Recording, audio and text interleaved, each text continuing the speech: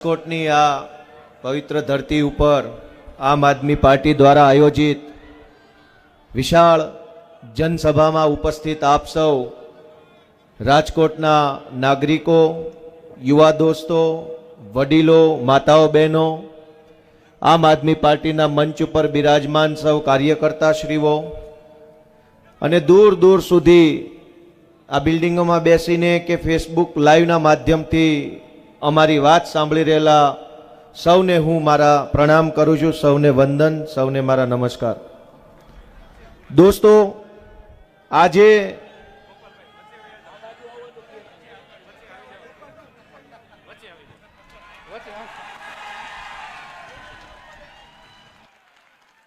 ભાઈ ઉભો રહેવા દીધો હતો ત્યાં.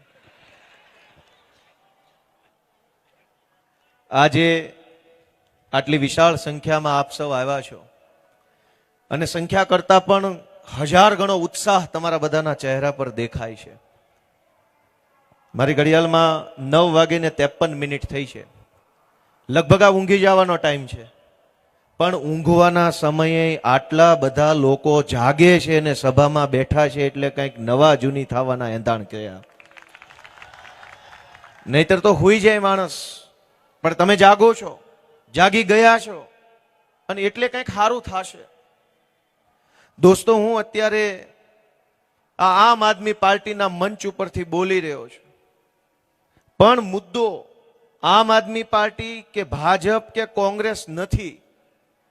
મુદ્દો એ છે કે તમે સરકારને મત આપો છો, તમે સરકારને ટેક્સ આપો છો, બદલામાં સરકાર તમને શું આપે છે? એ કોઈ બી પાર્ટીની સરકાર હોય, તમે તો તમારી ફરજ બજાવો છો, મત અને ટેક્સ બંને આપવાની. પણ તમારો મત અને ટેક્સ લીધા પછી સરકાર એની ફરજ બજાવે છે કે નહીં, એ વાતની ચર્ચા કરવા માટેનો આ કાર્યક્રમ છે. દોસ્તો, આપણે બધાએ જાણીએ છીએ કે આપણે કેવી રીતે જીવન જીવીએ છીએ, કેટલી મજૂરી કરવી પડે, કેટલા તકલીફો વેઠવી પડે, કેટલી બાંછોડો કરવી પડે છે, ભાઈ સાહેબ બાપા કરવા પડે છે, લોહી પરસેવો એક કરવો પડે છે, ત્યારે માંડ 2 પૈસા કમાય છે બધા. અને એ પરસેવાના 2 પૈસામાંથી ક્યાંક કોર્પોરેશનનો ટેક્સ, ક્યાંક રોડનો ટેક્સ, ક્યાંક પાણીનો, ક્યાંક શિક્ષણનો, ક્યાંક આ કરોડો રૂપિયાનો ટેક્સ આપણે બધા સરકારને આપીએ છીએ. અને એ આપેલા ટેક્સના બદલામાં જનતા તરીકે આપણે સરકાર પાસેથી શું આશા રાખીએ છીએ કે બહુ તો સરકાર એક અમારા છોકરા માટે સારી શાળા બનાવે, એકાદું સારું દવાખાનું બનાવે, કંઈક બીમાર પડ્યા હોય તો સારવારની વ્યવસ્થા કરે, કંઈક તકલીફ હોય તો પોલીસ સ્ટેશનમાં મારી વાત સાંભળવામાં આવે, નાની મોટી યોજનાનો લાભ લેવો હોય તો ઝડપથી મારું કામ થઈ જાય. આનાથી વિશેષ આશા ગુજરાતની જનતા કોઈ સરકાર પાસે રાખતી નથી. પણ દુર્ભાગ્ય જુઓ, સામાન્યમાં સામાન્ય આશા આપણી સરકાર પાસેથી પૂરી થતી નથી.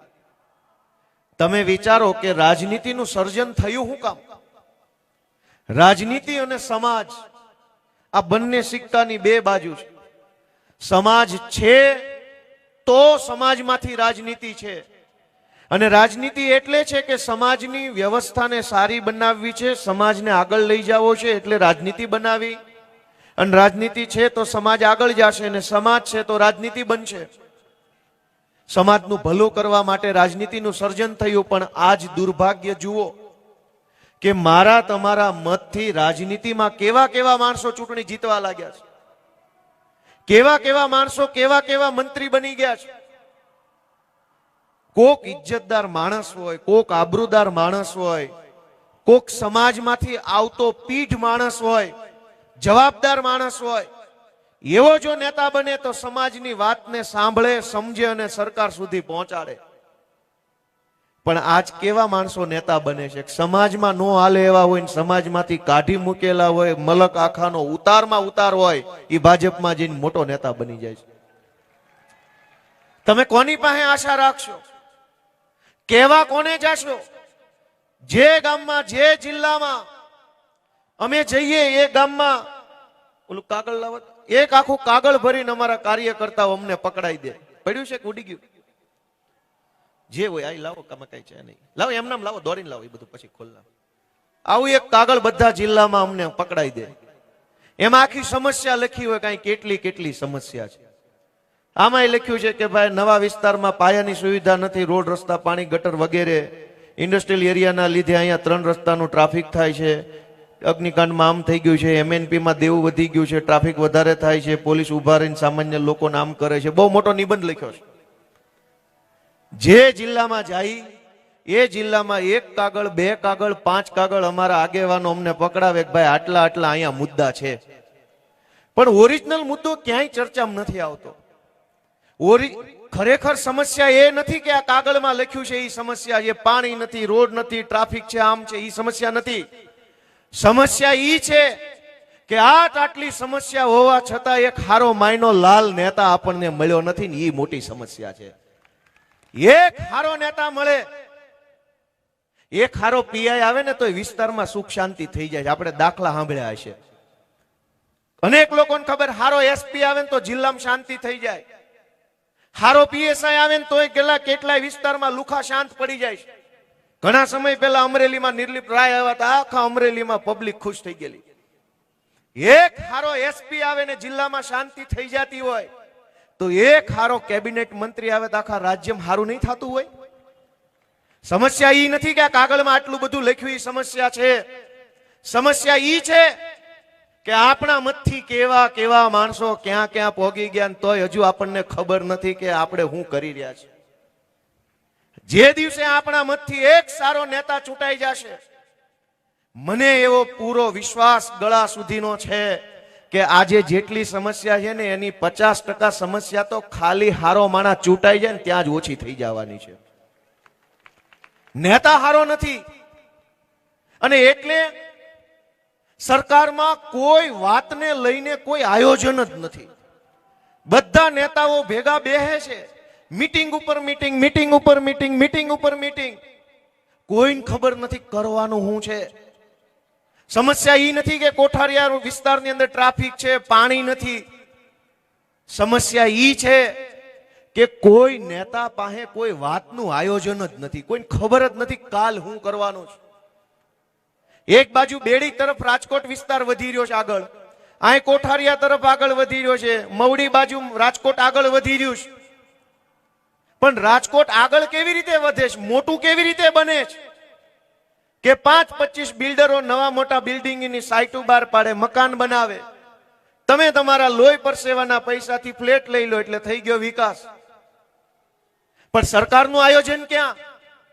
કે આ મવડી વિસ્તારમાં આવનારા 10 વર્ષમાં, આ કોઠારિયા વિસ્તારમાં આવનારા 10 વર્ષમાં 500 બિલ્ડિંગો બનવાના હોય હાઈ રાઈઝ, તો કેટલા માણસો એમાં રહેવા આવશે?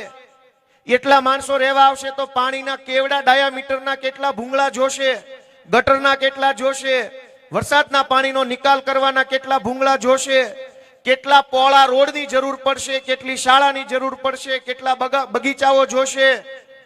કોઈ આયોજન, કોઈને કઈ ખબર નથી. બિલ્ડરે બિલ્ડિંગ બનાવ્યું, તમે લીધું અને એક થોડો ઘણો આછો પાતળો રોડ થઈ ગયો તો કે વિકાસ વિકાસ વિકાસ, તાલીઓ પાડવા જ મંડ્યો ફાવે એટલી. આમાં ક્યાં વિકાસ આવ્યો?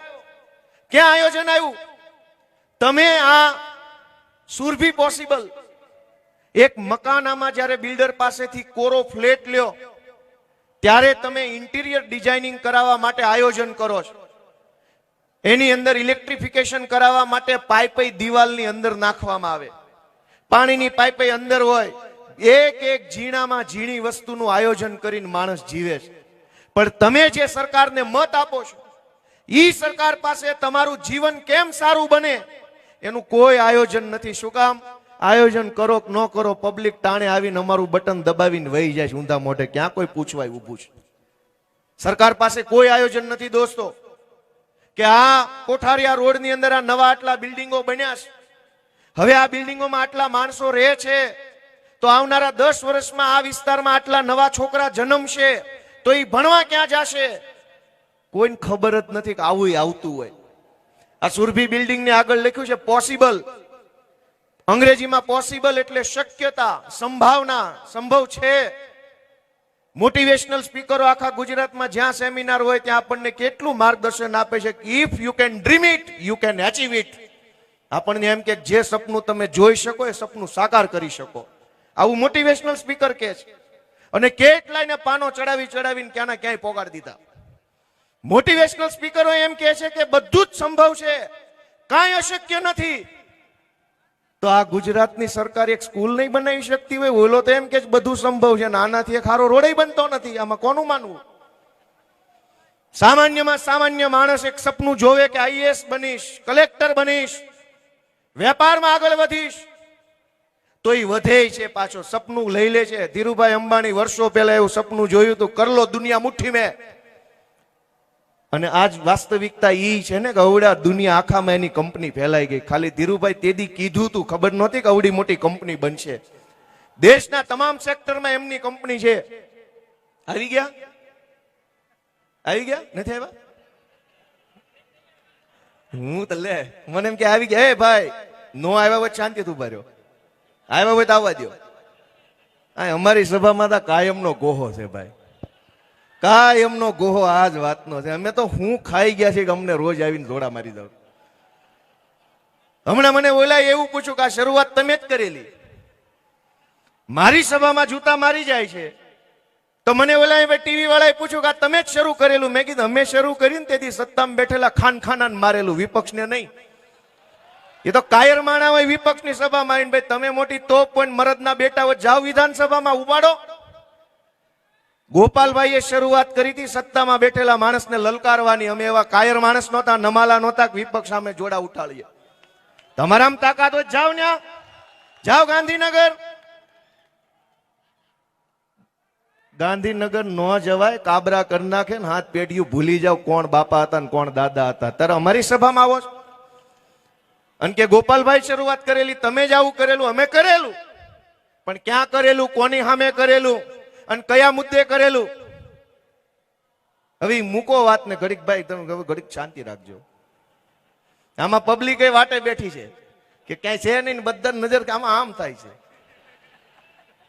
હલેલ ન કરતા. હું તમને એમ કહેતો કે સરકાર પાસે કોઈ જાતનું આયોજન નથી. આ પોસિબલ લખ્યું છે અહીંયા. અને આ દેશની અંદર એવી વસ્તુ પોસિબલ થઈ ગઈ છે, શક્ય થઈ ગઈ છે કે જેનું કલ્પના જાઓ. તમે એક નિહાળ બનાવીએ કોઈ એમ છો, પણ નહીં બને. દોસ્તો આખી સરકારમાં કોઈ આયોજન નથી, કોઈને ખબર જ નથી કરવાનું શું. રોજે રોજનું જીવવાનું, હાંજ પડે ત્યાં હુઈ જવાનું, નારા બોલાવી. મેં તમને કીધું એમ ગુજરાતના દરેક શહેરો મોટા બની રહ્યા છે, પણ આયોજનના નામે કાંઈ નહીં. કોઈ કાંઠખૂણે રોડ નથી, કોઈ હારો બગીચો નહીં. 40% જમીન કપાતમાં લઈ જાય છે આજ ભાજપના માણસો. 40% જમીન શું કામ કપાતમાં લઈ લે છે? કે બગીચો બનશે, ફાયર સ્ટેશન બનશે, શાળા બનશે, દવાખાના બનશે, વડીલો માટે શાંતિ કુંજ બનશે. ભલું થાય અમારા વિસાવદરના ખેડૂતોનું કે એને મને ગાંધીનગર મોકલ્યો તો મેં નરી આંખે જોયું કે હાલે શું. દોસ્તો કોઈ સરકાર નથી. આખા ગુજરાતમાં સર્કસ હાલે છે. સરકાર નામની કોઈ વસ્તુ જ નથી. કોઈ લોલમ લોલ તંત્ર છે, કોઈ કહેવા વાળું નથી, કોઈ સાંભળવા વાળું નથી. હું તમને એક દાખલો આપું કે સરકાર કેવી રીતે હાલે છે. તમે ધ્યાનથી સાંભળજો. થોડાક સમય પહેલા વિસાવદરની મારી ઓફિસે જ્યારે હું બેઠો હતો તો અમારા વિસાવદર તાલુકાના જેતલવડ ગામના કેટલાક આગેવાનો મને મળવા આવ્યા. જેતલવડ ગામે મને ખૂબ મત આપ્યા, આશીર્વાદ આપ્યા અને બહુ સપોર્ટ કર્યો મને.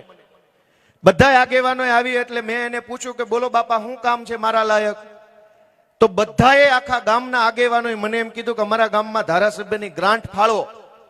મેં કીધું બોલો ઓકે, શું કરવું? એમણે મને એમ કીધું કે અમારા ગામની અંદર સરકારી ગ્રાન્ટેડ શાળા છે. ગ્રાન્ટેડ શાળા એટલે એનો વહીવટ ટ્રસ્ટ કરે, પૈસા સરકારના હોય, મેનેજમેન્ટ ટ્રસ્ટનું, પૈસા સરકારના. મેં કીધું કાંઈ વાંધો નહીં, શું કરવાનું છે? એમણે એમ કીધું કે અમારા ગામની ગ્રાન્ટેડ શાળામાં ટોયલેટ બનાવવું છે. નવું જૂનું છે એમાં કાંઈ દમ નથી. હવે એક નવું ટોયલેટ બનાવો તો દીકરીઓની વ્યવસ્થા હચવાઈ જાય, તો એક ટોયલેટ બનાવવાની ગ્રાન્ટ આપો. મેં કીધું કેટલા રૂપિયા? એને કીધું 21,000 રૂપિયા. મેં કીધું ઓકે. હવે તમે જુઓ કે કેવી રીતે સરકાર કામ કરે છે. હું તમને વાંચી સંભળાવું.